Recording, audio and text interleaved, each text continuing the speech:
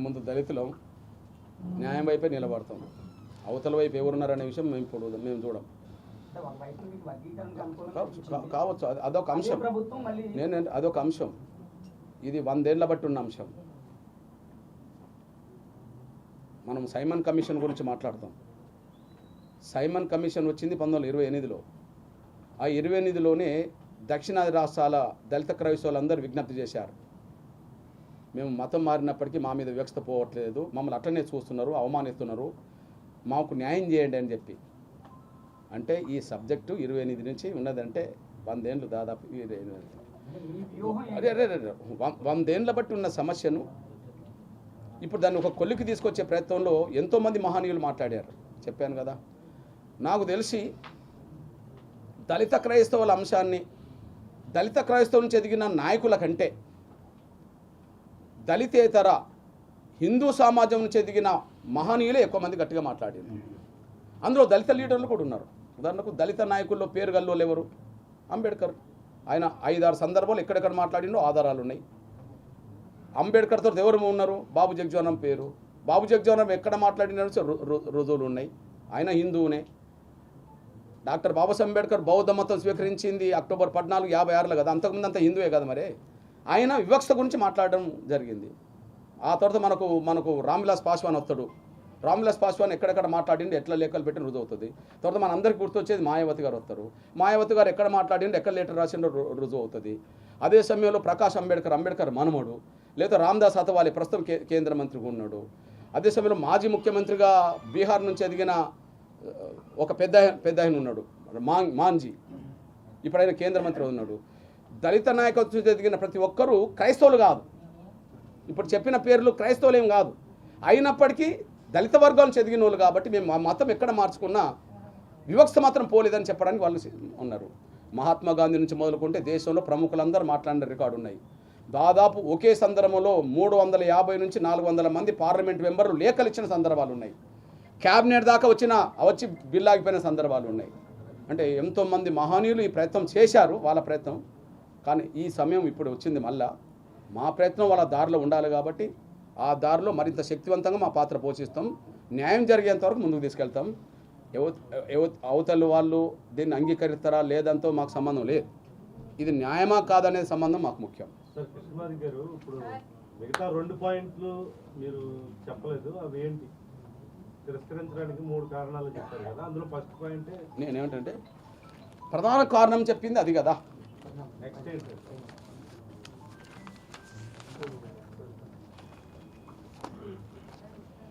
రెండో పాయింట్, భారతదేశంలోని సామాజిక వాతావరణంపై జస్టిస్ మిశ్రా కమిషన్ సంకుచిత దృష్టితో వ్యవహరించిందని, ప్రభుత్వం ఎస్సీలుగా జాబితా చేయబడిన కులాలపై ఈ చేరిక చూపే ప్రభావాన్ని పరిగణలోకి తీసుకోవడం విఫలమైందని చెప్పింది.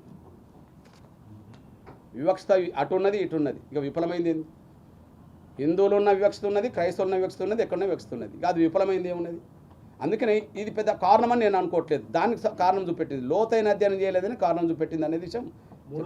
మూడో పాయింట్ చెప్తున్నాను. రిజర్వేషన్లు మరియు షెడ్యూల్ కులాల గుర్తింపు యొక్క ఉద్దేశం సామాజిక మరియు ఆర్థిక వెనుకబాటుకు అతీతమైనది అంటుండు. అంటే రిజర్వేషన్లు ఇచ్చిందే సామాజిక ఆర్థిక వెనుకబాటు, విద్యా వెనుకబాటుకు ఇచ్చేసింది. కానీ అది దానికి అతీతమైందని ఇలా భావితులు. అతీతమైంది అంటే ఏంది? ఇక మళ్ళీ మతం కోణం తీసుకురావడం, అంతే కదా. ఇది ఎట్లా న్యాయం అవుతుంది? పార్లమెంట్లో అంబేద్కర్ రాజ్యాంగం రాసిన సమయంలో ఆర్టికల్ 341లో ఎక్కడ కూడా మత ప్రస్తావన లేదు కదా. దళితులకు రిజర్వేషన్లు ఇచ్చే అంశం సామాజిక వెనుకబాటు, విద్యా వెనుకబాటు అనేది ప్రధానం కదా. కాబట్టి సామాజిక వెనుకబాటు, విద్యా వెనుకబాటుకు మతానికి సంబంధం లేదు కదా ఇక్కడ. ఇప్పుడు దానికి అతీతంగా చూడాలంటున్నారు కదా. ఇవన్నీ మళ్ళీ పరిశీలనలోకి రావాలంటే ఏం జరగాలి? కొంతకాలం మళ్ళీ గడువు పెంచుకోవాలి కదా. మాలాంటి వాళ్ళు అభిప్రాయం చెప్పాలి కదా. కాబట్టి మా అభిప్రాయం స్పష్టంగా చెప్పడం కోసం, ఆధారాలు ఆయన ముందు పెట్టడం కోసం గడువు పెంచాలి. తెలంగాణతో పాటు ఇప్పటి వరకు తిరగని ఏ రాష్ట్రాలతో రాష్ట్రాలు పర్యటన చేయాలని మేము కోరుతున్నాం. అది న్యాయం.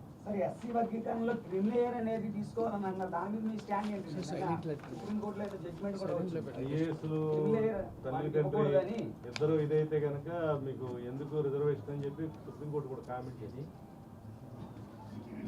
మీరు అడిగే ప్రతి ప్రశ్నకు జవాబు ఉన్నది బ్రదర్. కానీ ఈ అంశం పక్కదారి పడుతుందని భయం ఉన్నది.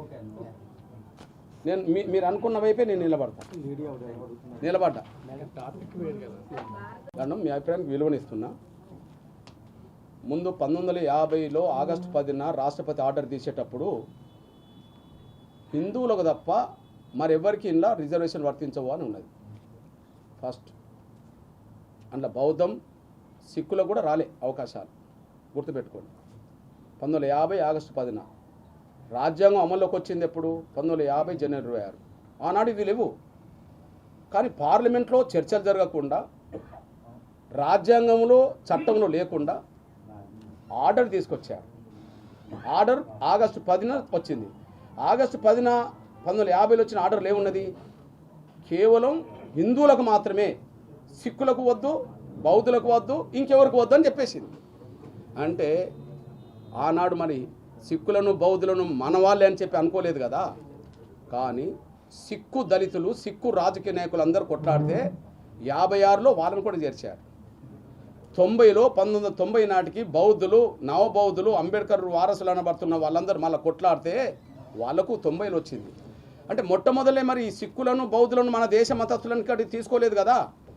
ఎక్కడ పోరాటం జరిగితే పోరాటానికి తగ్గట్టుగా ఫలితం వచ్చేసింది తప్ప ముందే చేర్చలేదు కదా. Number 1 point. ఇప్పుడు 56లో సవరించినప్పుడు సిక్కుల కోసం, 90లో సవరించినప్పుడు బౌద్ధుల కోసం, క్రైస్తవుల కోసం సవరించడానికి వచ్చిన ఇబ్బంది ఏంటిది? ఆ మతం ధైర్యంగా చెప్పమానండి కేంద్రం. కేంద్రం చెప్పండి, అట్లా చెప్తలేదు. వినమ్మా వాళ్ళు అఫిడవిట్ వేసింది కూడా నా దగ్గర ఉన్నది. సుప్రీంకోర్టులో అఫిడవిట్ ఏమనేసిండ్రు? క్రైస్తవంలో సమానత్వం ఉంది కాబట్టి, ఇక్కడ హిందువులో సమానత్వం లేదు కాబట్టి రిజర్వేషన్లు ఇచ్చాము, అక్కడ సమానత్వం ఉన్నది కాబట్టి మేము రిజర్వేషన్లు ఇవ్వము అంటారు. సమానత్వం బయట, ఏది క్రైస్తవ సమానత్వం అనేది బార్డర్ అవతల క్రైస్తవంలో ఉండవచ్చు. కానీ ఈ దేశంలో ఏ మతం వచ్చినా, అది ఇస్లాం మతం వచ్చిందా, క్రైస్తవం వచ్చిందా, ఏ మతం వచ్చింది కాదు. ఈ దేశంలో పుట్టిన ప్రతి మతంలో, ఈ దేశానికి వచ్చిన ప్రతి మతంలో ఇక్కడ కుల వ్యవస్థ కొనసాగుతుంది. అంటే అంబేద్కర్ చివరికి ఏమన్నాడంటే కుల వ్యవస్థ గురించి విశ్లేషిస్తూ ఏమన్నాడంటే మతం కంటే కుల వ్యవస్థ ఈ దేశాన్ని అత్యంత ప్రభావితం చేస్తున్నది అన్నాడు. అంటే మతం 2వ స్థానంకి వెళ్ళిపోయింది. నువ్వు క్రైస్తవుడివా, హిందువా, ముస్లిమా, ఇంకోట బౌద్ధవా కాదు. నువ్వు ఏ మతం నమ్ముకున్నా అంతకంటే ఎక్కువ కులానికి ప్రాధాన్యత పెరిగింది, కుల వ్యవస్థ ప్రాధాన్యత పెరిగింది, కులమే డామినేట్ చేస్తున్నదని చెప్పి అంబేద్కర్ రాశాడు. ఇది సత్యం కదా. ఇప్పుడు మనం అందరం హిందువులు అవుతే ఒక ఊర్లో హిందువుల్లో ఉండబడే అన్ని కులాల మధ్యలో సామాజిక సమానత్వం లేదు కదా, ఇచ్చిపుచ్చుకోవడాలు లేవు కదా. సేమ్ అది క్రైస్తవులకు వచ్చింది కదా, సేమ్ ఇంకో మతంలోకి వచ్చింది కదా. బౌద్ధులైనా, సిక్కులైనా, ఇంకోరైనా మతం ఏదైనా వాళ్ళ కులమే ప్రభావితం చేస్తుంది కదా. కాబట్టి కులమే ప్రధాన ఎజెండాగా తప్ప మతం కాదని చెప్పి డాక్టర్ బాబాసాహెబ్ అంబేద్కర్ స్పష్టంగా చెప్పడం జరిగింది. అది అందరికీ కనిపిస్తున్నది. ఇక పోతే నేను అడుగుతున్నా, మనం గర్వాపసాన్ని పిలుపునిస్తున్నాం. పాశ్చాత్య దేశాలకు వెళ్ళిన హిందువులందరూ ఇక్కడ ఇండియాకు రావచ్చు కదా, పిలుపునివ్వమనండి. పాశ్చాత్య దేశాల్లో దళితులు ఎవరిపోయి 100 మంది లేరు. దళిత వర్గాల నుంచి ఎదిగిన వాళ్ళు ఎవరు 100 మందో 1000 మందో లేరు. కానీ లక్షల మంది, కోట్ల మంది పాశ్చాత్య దేశాల్లో ఉన్నారు. వాళ్ళందరూ ఎవరు? ఉన్నత వర్గాలకు సంబంధించిన వాళ్ళు హిందువులు ఎక్కువ మంది ఉన్నారు. ఉన్నత వర్గాలకు సంబంధించిన వాళ్ళు హిందువులు ఎక్కడున్నారు? ఎక్కడ జీవిస్తున్నారు? ఏడ ఉద్యోగాలు తెచ్చుకున్నారు? ఏడ సంపాదిస్తున్నారు? ఏడ గొప్ప ఎదిగినరు? ఎక్కడెక్కడ లక్షల కోట్ల రూపాయలు సంపాదించుకున్నారు? అక్కడనే కదా. మనం అందరం ఇక్కడ వాళ్ళమంటున్నప్పుడు అక్కడికి ఎందుకు పోవాలి? మరి మనం అందరం హిందువులు అయినప్పుడు ఇక్కడే ఉందాం, ఏమున్నది? పాశ్చాత్య దేశాలకు వెళ్ళాల్సిన అవసరం ఏమున్నది? వాపస్ అనేటోళ్ళు ఇండియా వాపస్ రమ్మని చెప్పండి. ఇండియా వాపస్కి వచ్చి కోట్లాది మంది హిందువులు అందరూ పడితే బయట దేశం ఉండాలని ఇక్కడికి వచ్చినప్పుడు వాపస్ గురించి మాట్లాడుకుందాం, ఉండాలన్నా పోవాలని తెలుసుకుందాం. యుద్ధం చెప్తున్నా, అదే వినండి. పద్మశ్రీ వారి దయదశలు ఇచ్చింది కాదు, ఈ సమాజానికి మేము చేసిన సేవలకు అనుగుణంగా వచ్చింది. నన్ను ప్రశ్నించే మీ ఇంట్లో కూడా మేము సాధించిన పథకాలు ఉన్నాయి. ఆ అమ్మ ప్రశ్నించింది, ఆ ఇంట్లో కూడా మా పథకాలు ఉన్నాయి. ఎంఆర్పిఎస్ కులం కోసమే చేయలే. ఈ దేశంలో ఎవరు చేయని ఉద్యమాలు ఎంఆర్పిఎస్ చేసింది. ప్రభుత్వాల కంటే, పార్టీల కంటే, నాయకుల కంటే ఎంఆర్పిఎస్ అన్ని కులాల పేదలకు సాధించి పెట్టింది. ఈ దేశంలో ఎక్కడ ఆరోగ్యశ్రీ పథకం లాంటి పథకం లేదు. ఎంఆర్పిఎస్ నడిపిన గుండె జబ్బుల ఉద్యమం ఆరోగ్యశ్రీ పథకం వస్తే మీ ఇంట్లో ఉంటుంది. అది ఓకే, అది కులంతో మతంతో సంబంధం లేదు. గుండె జబ్బుతో బాధపడుతున్న పిల్లల కోసం జరిగిన ఉద్యమం ఫలితం అది. కాళ్ళు లేని, చేతులు లేని, కళ్ళు లేని వికలాంగుల పక్షాన యుద్ధం చేస్తే దేశంలో ఎక్కలేని పెన్షన్లు మన తెలుగు రాష్ట్రాలు పొందుతున్నారు. దేశంలో ఎక్కడ ఇంత పెన్షన్ ఉండదు. వృద్ధులకైనా వితంతులకైనా ఎంఆర్పీఎస్ ఉద్యమం చేసింది. తెల్ల రేషన్ కార్డు బియ్యం కొట్ట పెరగాలని చెప్పి ఉద్యమం చేసి పేదలందరికీ ఇచ్చింది. మీరు ఏ ఊరన్నా కావచ్చు, ఏ ఊర్లో ఎన్ని కులాలు ఉండవచ్చు, అన్ని కులాల పేదలకు వాళ్ళ ఇళ్లలో పథకాలు ఉన్నాయే. అది ప్రభుత్వాలు వాళ్ళకై వాళ్ళు పెడితే రాలే, ప్రతిపక్షాలు కొట్లాడితే రాలే, ఎంఆర్పీ సాధిస్తే వచ్చింది. ఇది రాష్ట్రపతి కేంద్ర ప్రభుత్వం ఈ విషయాన్ని గుర్తించింది. రాష్ట్రపతి ఈ పురస్కార పత్రంలో ఈ ఉద్యమాలన్నీ గుర్తించింది.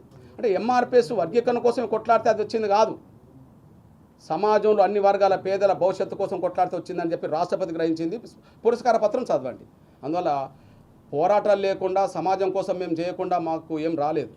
అయితే కేంద్ర ప్రభుత్వం ఈ విషయాన్ని గుర్తించింది, రాష్ట్రపతి దాన్ని అంగీకరించారు. మీరు వాళ్ళు ఏమనంటే నేను వాపస్ ఇస్తాను, నో ప్రాబ్లం.